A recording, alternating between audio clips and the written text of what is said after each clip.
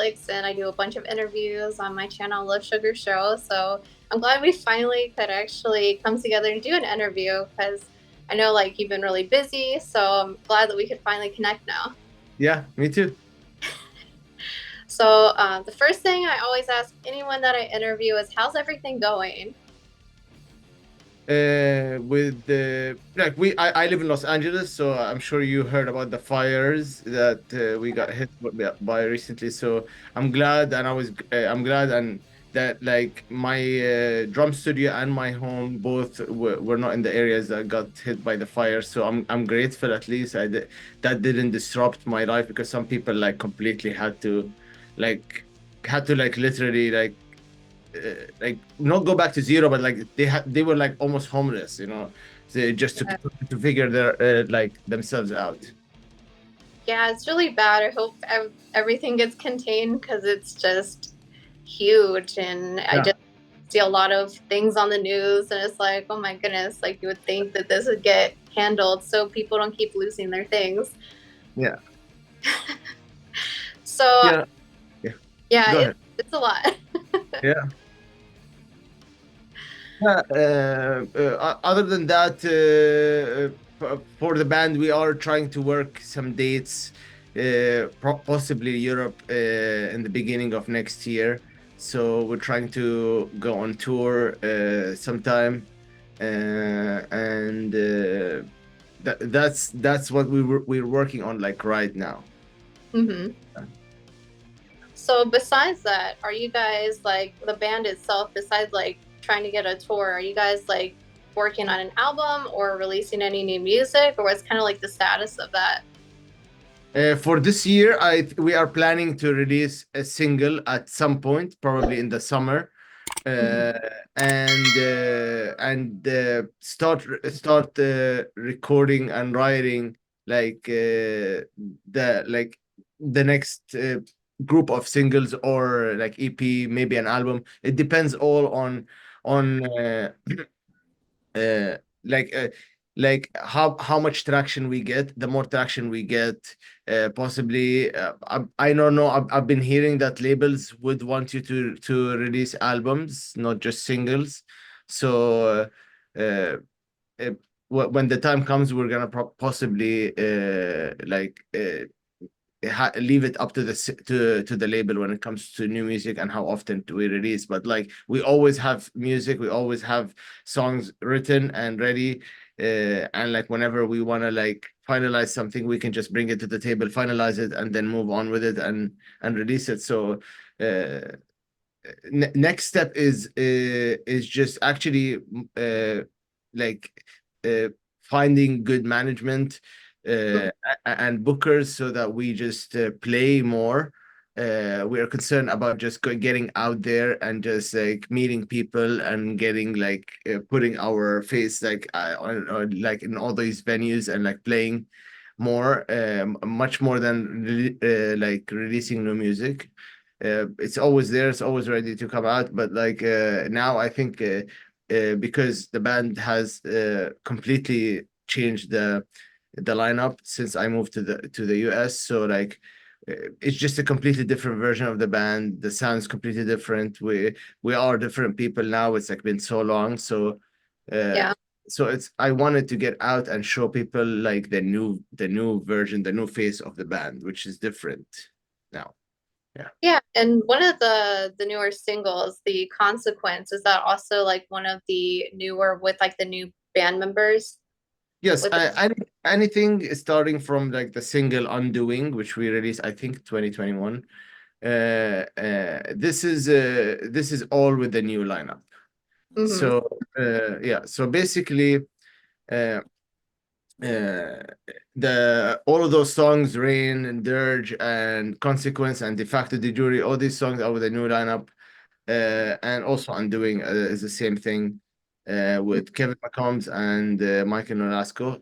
But on the last album, we Brendan has worked closely with us, and he pretty much was involved in the writing of every single song. So Brennan or Breno is like is our fourth member when it comes to mostly for the writing. Yeah, Mhm. yeah.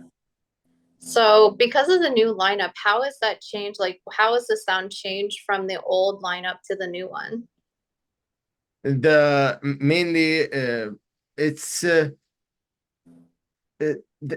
the whole like recipe of how we write music has changed.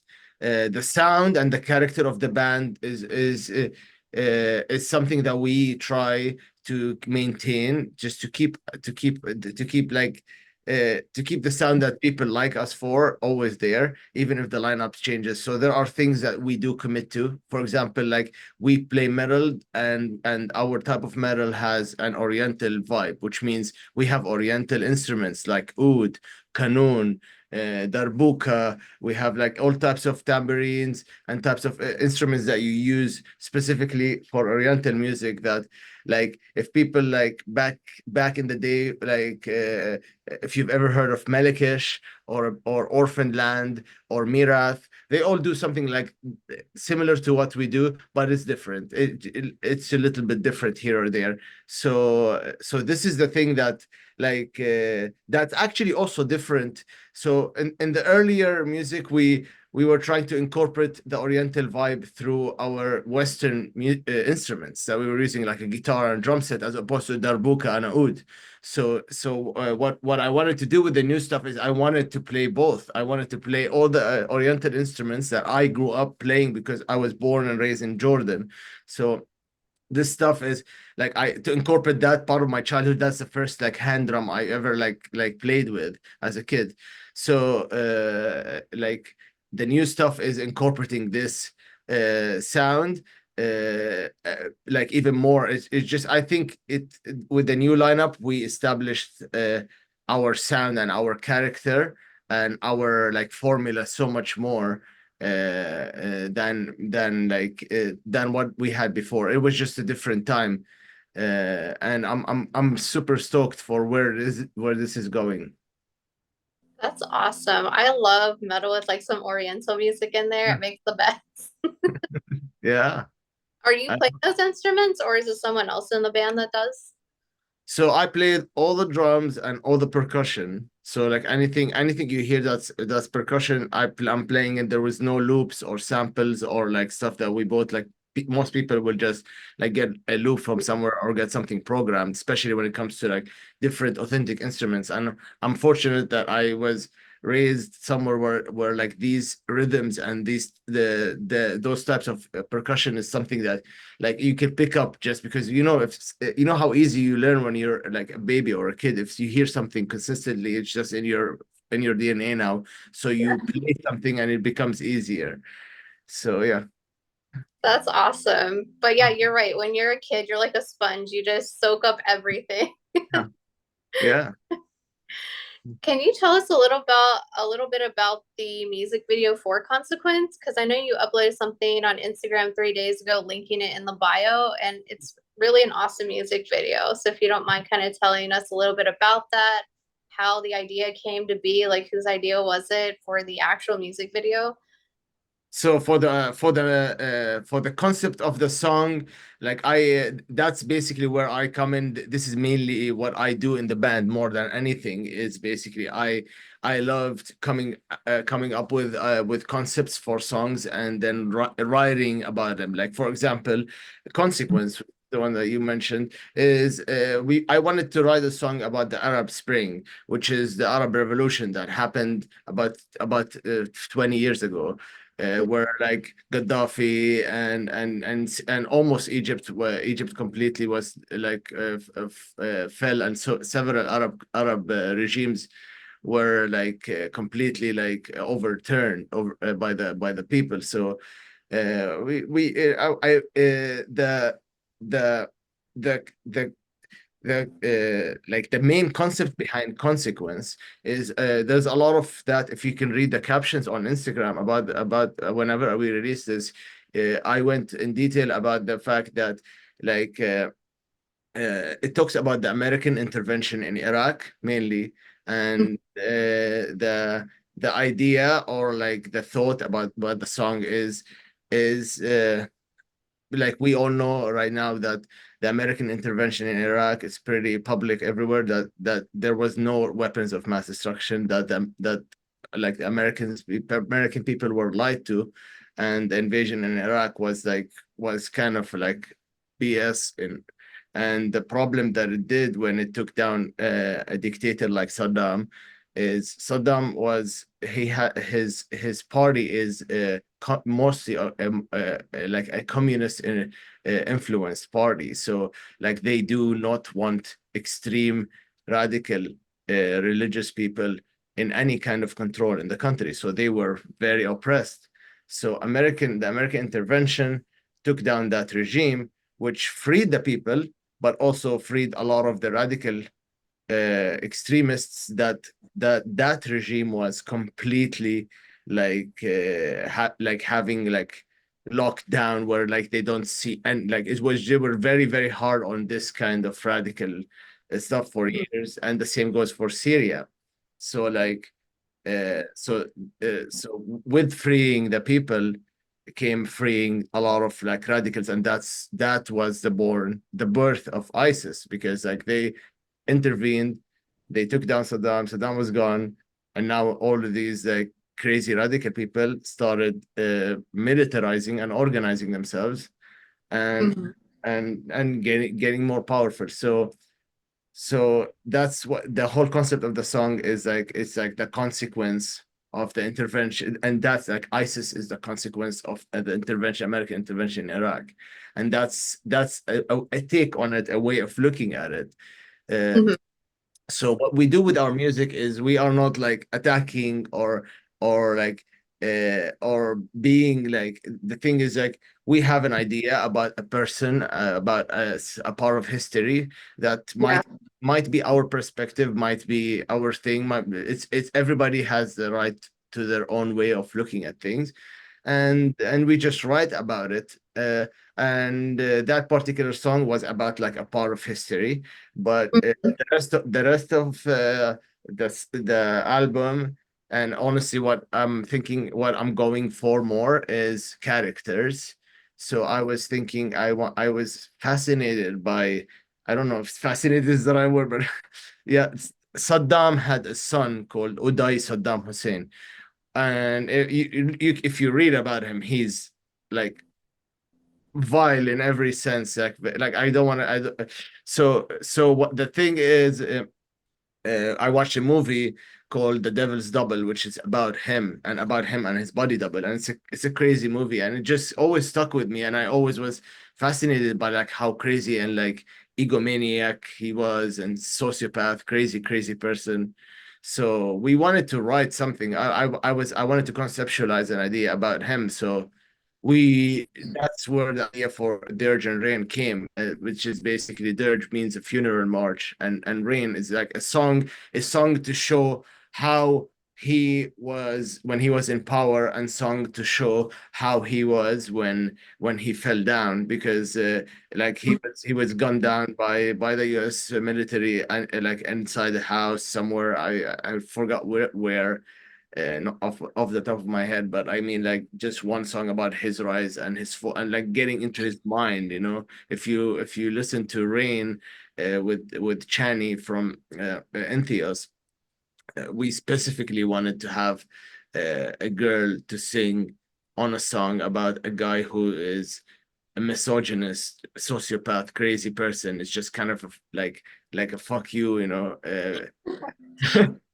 So yeah, so those are, and then and de facto the jury is a song about Gaddafi. If you see in the music video, you see about Gaddafi. I'm sorry, I digress so much, but you asked me about the music video for Consequence. So basically, what we were trying to show is just American leaders intervening in the Middle East, and then and then leaving, and demolished, and then more if you see from the stock footage that we licensed for this music video, we, Mhm. we try to put the footage in a way to show like intervention, and then like a terrorist militia, like that, like just kind of like going through the whole point about the song concept that I was telling you. That is deep. I really like that. That it, you looked into it like it's real, it's a part of history. And, there are bands that write songs about, like big screen TVs and things like that. But I love metal because it always seems like there are real issues. And I love that. Yeah, I'm really grateful that I have an outlet as an artist to like if I want to think about something and get happy, sad, angry, or infuriated or like whatever, I can just like I can put that in a song. I can write about. I can write.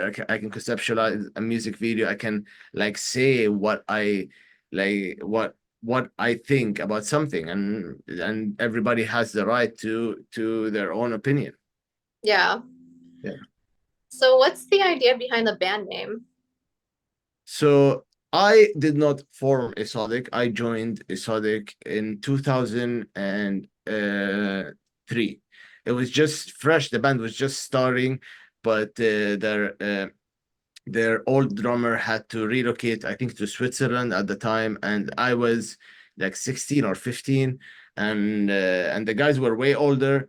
But like in where we are, like it was very little people play this music, very little people like listen to this music even. So Yeah. like so finding each other was like insane, like it's like a unicorn, when you see another metalhead, like you right away go talk to them, like it's, it's like because like it's like awesome, like I like because it's somebody that I can have a conversation with.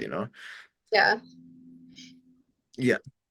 So, in Jordan, I'm assuming that metal is not really very popular or liked.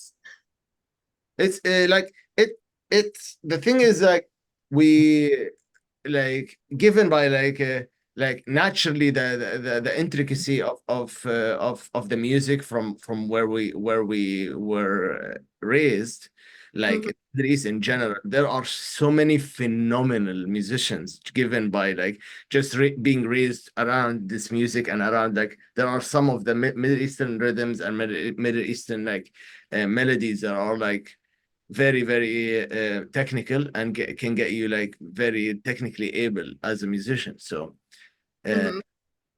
so uh, so getting uh, uh, like we did have a scene, we had shows, but like we go through waves of like we play the show, we book like a restaurant or some kind of like play hall, and like we book a show and we go and we play, and it's working, and then like more promoters get encouraged to make to put other shows together, and then Mhm. we start having more shows, and then suddenly some like the governmental sect that specializes in us in Jordan and the is called the Mukhabarat, which is the CIA, the intelligence department of the country, is the department that's concerned about us because for some reason I don't know why we're considered a national threat.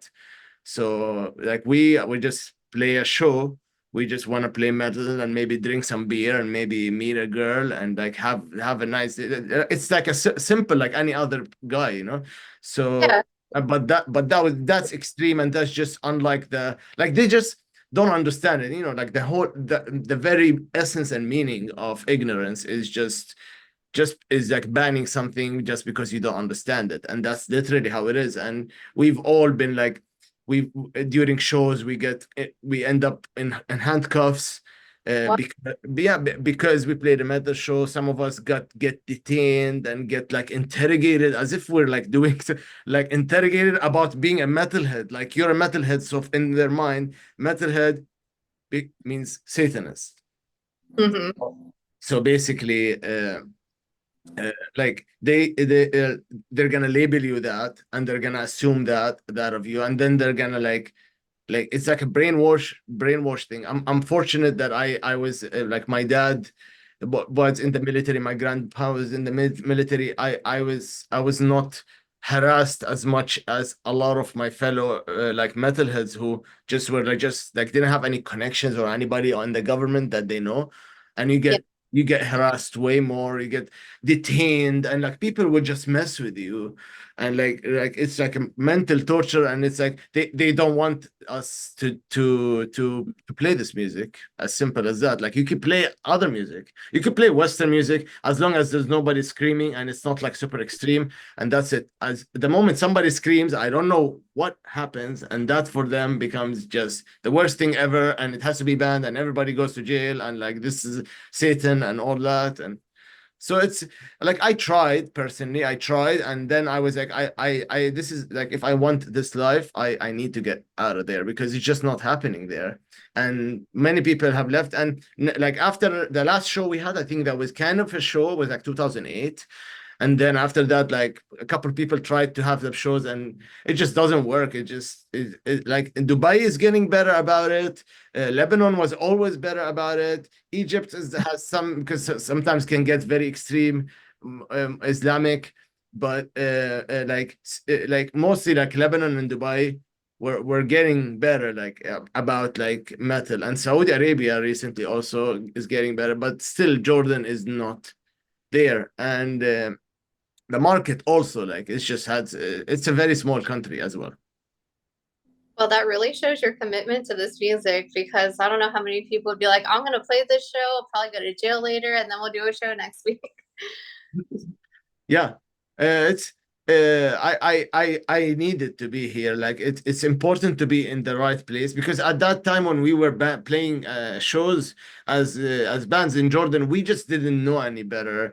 Like Yeah. now I travel and I met and I'm in the industry and I speak to people and I understand now like metal bands from the Middle East, like just the fact that we are metal bands from the Middle East was a very exciting thing and something that would be enticing for bookers to book us all over the world to go and play other places.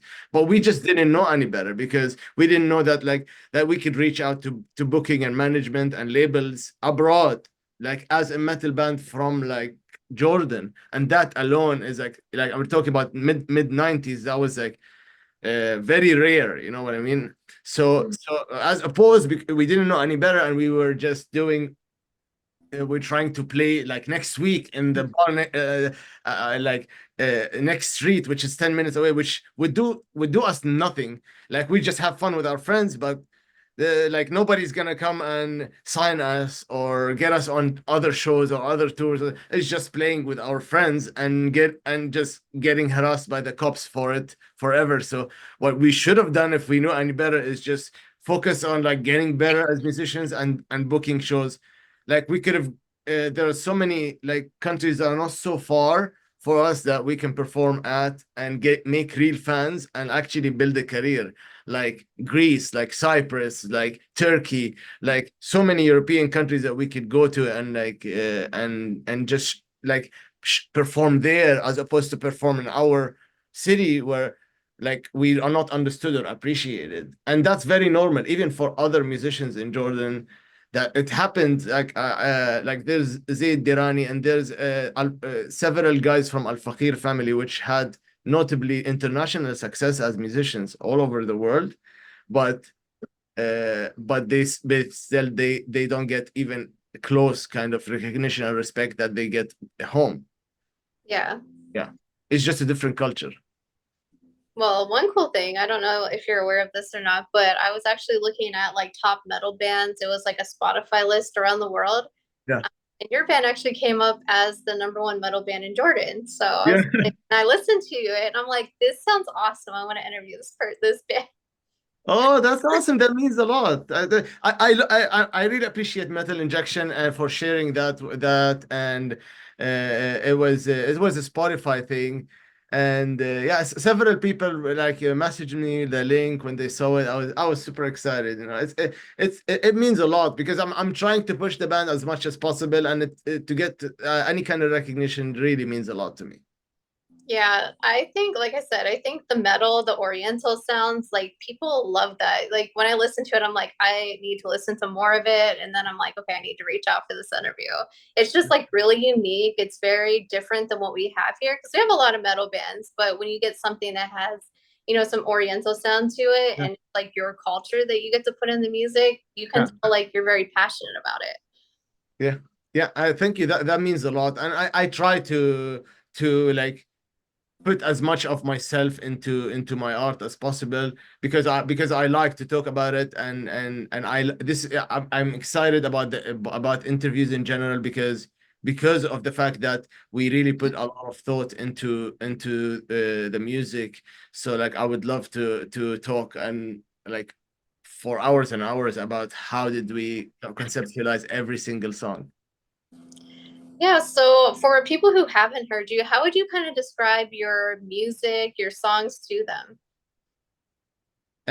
I would say like it's try to have an open mind of uh, and uh, and think of early Sepultura stuff that Igor used to use all these Brazilian instruments and the stuff that Max did also in Soulfly and just make like switch that to an Oriental sound and make the music a little more death metal, and that's what you get. So do you have a favorite song that's been released Like by a different artist. by your band? Uh, one of my favorite ones to play is De facto de Jury because it's super fast and it's just it doesn't stop like the whole song, and I love songs like that. Just they keep the energy really high, and it's awesome. It's an awesome song to just close with because it just gets people super hyped.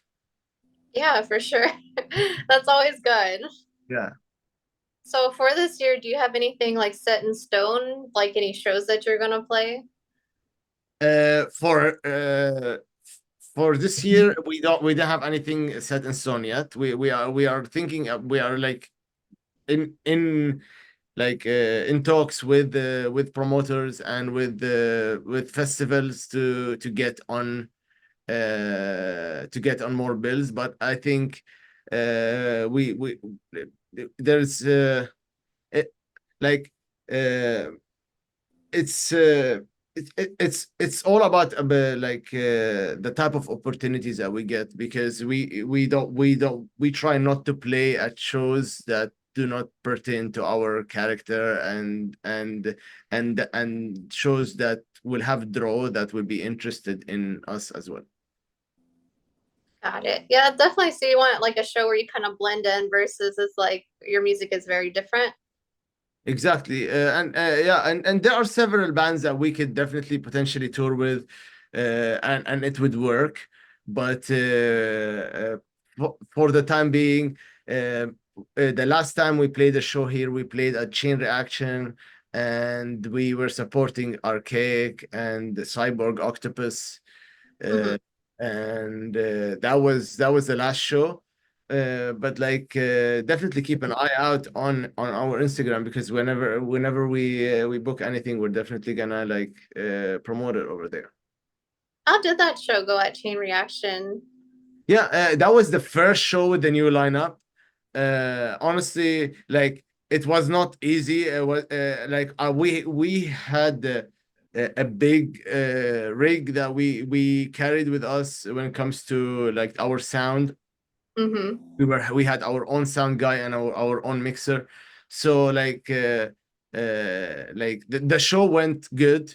It was just a stressful show because as I said, it was the first show with the new lineup, Yeah. and I think we need to like play more and like it's overall I'm satisfied with the show. I just think we need to just play more like Well, I'm glad to hear it went well. It's definitely stressful when you have a new lineup and trying to figure everything out. yeah, of course. So, who are your musical influences? So as a drummer, Hmm. uh, like recently, uh, I like because I always say there are some drummers that you listen to them and they sound so good, and when I watch them, I like it just throws me off. I feel like a good balance of a drummer that sounds good and also looks good. When by looks good, I don't mean like just like terms of look. I mean like the way of the execution, the way of playing. Like for example, one of my favorites, which is like from like the newer guys, like the like from our generation. I'm saying like Dan Priestland from Neo Obliviscaris. Mhm. I really yeah, he's really like he really influenced me as a drummer the past like 5 years a lot. Mhm. Him and Jamie Saint Marat from a band called Osirate. Uh, Mhm.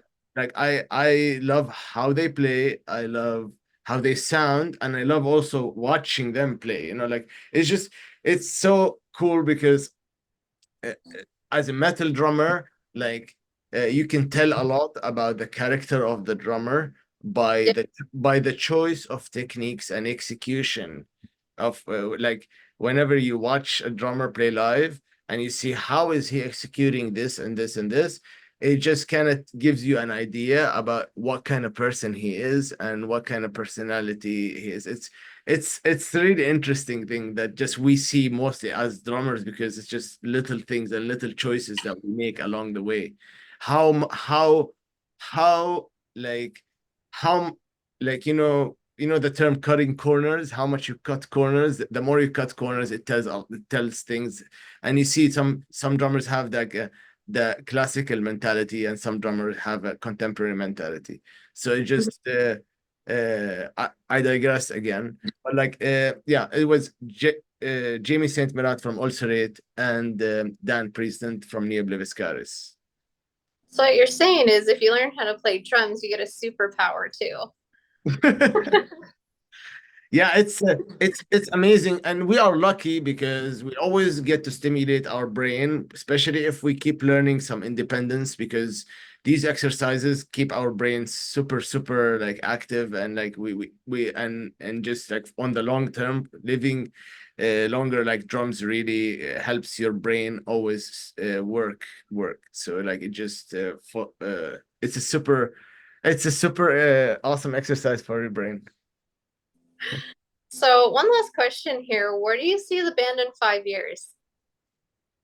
I think in 5 years we are definitely going to be like touring consistently and signed with a label with management and just like riding like that wave because like basically that's what we're trying to get on to get to the point where we start going on tours and we show people and we show the industry people and the fans what we can do and prove ourselves and then just keep doing it and keep doing it, but being smart about it because you know touring now is very not like touring before, and like you have to really think of it as a business, and if you don't you're just gonna pour whatever you make from your other endeavors in life or jobs or whatever savings you have, pour it into it and not make any money. That like I'll be super grateful to to have a like a break even operation given that you're still building your following because that's what you aim for, but like but just like being able to think of it as a business is much better for the long term. For sure. I like that. Yeah. It's you want to have fun, but you also have to survive too. Exactly. Yeah. And we are smart. We can make money here or there. And thinking of it as a business, we're always thinking of ways how we can like for example, have cool and interesting merch that people would like to wear it, not just because they heard you, because it looks cool too, you know, like for example, if you remember Rings of Saturn, like somebody who doesn't even know the band would wear those shirts because they were so cool and colorful and like at that time and they like made a lot of money from merch because of having at that time having like really cool merch. For sure. Well, for anyone who's interested, I mean, I don't know any other band that is this dedicated. So, I mean, that alone would make me want to check out the music. It's really good, really catchy, and like I said, metal with Oriental mixed in is like the best thing ever. So, Well, it's awesome. I'm glad that you're into it. But what makes what like, if I may ask you, like what makes you like so like what like just why do you like the Oriental rhythms and the stuff in the music? Like, do you like belly dancing? Do you like have you ever like been exposed to Oriental music? Why? I'm just curious. I like all kinds of stuff. I've Yeah. really gotten into metal the past few years, Yeah. but even there's this other band that I interviewed as well. They had like the Oriental sound with metal, and I'm like, this just works so well together. And then I Yeah. listened to your band and other bands. I'm like, this is, I don't know why more people don't like this. This is amazing. It's like something you didn't know that you needed. And then when you listen to it, you can't live without it. So, Yeah. I'm really happy that more people are getting into it. And you said like you've heard other bands who have Oriental rhythms in their music. I'm yeah. I'm, I'm curious. I want to listen to them. Who? So the one, oh gosh, what are they called? So the one I listened to, they were kind of like they were like on the same list actually that I found you guys on. They're called Nine Treasures. They're from China. Oh wow, So nice. they have those kind of things mixed into it. And then I'm like, I was just going through the list because I was trying to find some new bands to listen to. And then I found your band is on. I'm like, this is amazing. Yeah, it's awesome. I'm super stoked. Where are you based out of? I'm in Tennessee. Oh, awesome. Yeah, it's I definitely would love to play there at some point too. I have friends in Nashville, and I have friends that just moved to Nashville, and so like it's I hear good things, and I hear that the scene is getting bigger, and It's like massive. yeah, yeah, So yeah, lots of opportunities here. nice, awesome. So, for anyone who is interested in listening to your music or anyone who has been a fan, is there any message that you'd like to give to them? A message? Yeah, just kind of like anything you'd like to say to them. Yeah.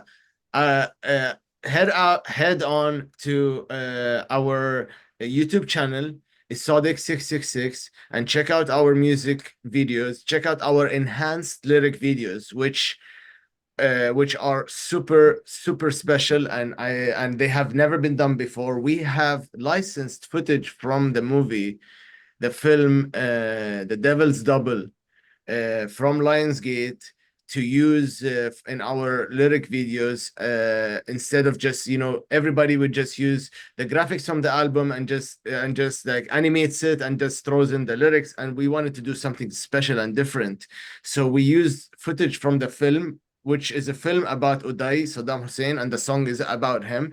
So just heads up, those two videos are very graphic, and they literally have every single like violent scene from this film in those two videos, because it just embodies and it just holds the character of the song so much. So go to our YouTube, watch the music videos for De facto de jure and Consequence, and watch the lyric videos for Dirge and Rain. And if you like them, shoot us subscribe to our YouTube channel, comment, like, hit us up, anything where we all would love to talk. If they make you think about things, you want to have a conversation about any of our themes, our songs, let us know, hit us up. And I will also put the links down below on this video so then you can just click on it and you don't have to go searching for it. It's right there for you. Awesome. Well, again, I want to thank you so much for doing this interview with me. I'm really glad that we finally got to catch up and finally do this. And it was really a pleasure to meet with you. Same here. Thank you so much for having me, and I'm really happy that we made this happen. And I'm excited to talk to you again, also after we release or after we announce something different.